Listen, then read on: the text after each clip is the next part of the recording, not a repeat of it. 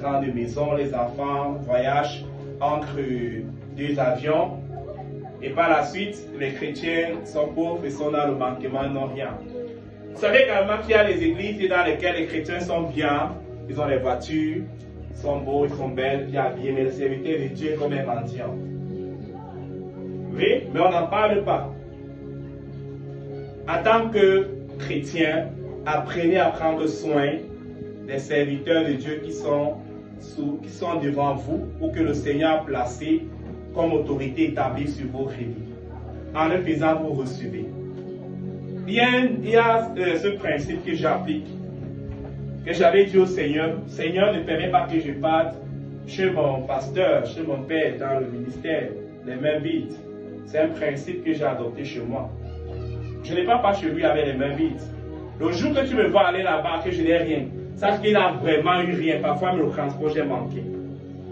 Et ce qui est marrant, quand j'arrive là-bas avec les mains vides, je rentre toujours avec l'argent de transport. Apprenez à donner. Apprenez à s'aimer. Ça, c'est un principe très important dans le royaume. C'est un principe qui touche dans tous les domaines de ta vie.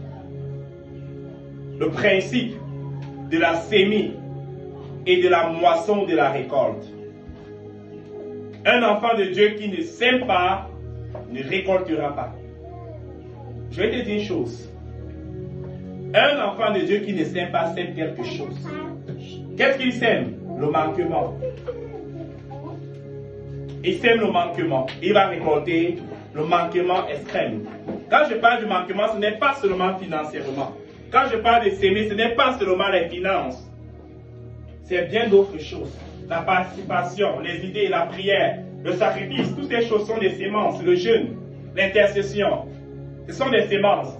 Mais il y a des enfants de Dieu qui doivent apprendre à s'aimer les finances. Parce qu'ils sont durs. Ils vont seulement dire, on prie pour toi. Pasteur, je prie pour toi. Mais ils ne vont jamais sortir l'argent et donner. Ils ne vont jamais sortir le matériel et donner. Ils vont arriver à l'église, ils vont dire, je participe pour l'avancement de l'œuvre de Dieu à l'église. Avoir faisant, non, j'invite les gens à l'église.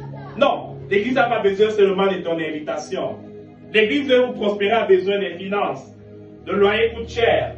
La lumière, ça coûte cher. Les programmes d'évangélisation à l'air libre, ça coûte cher. Et c'est la raison pour laquelle lorsque tu appartiens à une église, tu as l'obligation de devenir partenaire dans cette œuvre. Le premier partenaire dans une église, c'est celui-là qui suit la vision de cette église. Pas partenaire en prière seulement, partenaire financier.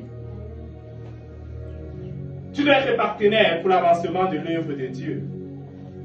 Dans ce passage-ci, on voit les personnes prendre soin de Paul et prendre soin également du ministère que Dieu l'a confié. Donc vous devez être partenaire financier. Ce n'est pas une demande, c'est une obligation quand tu suis véritablement la vision.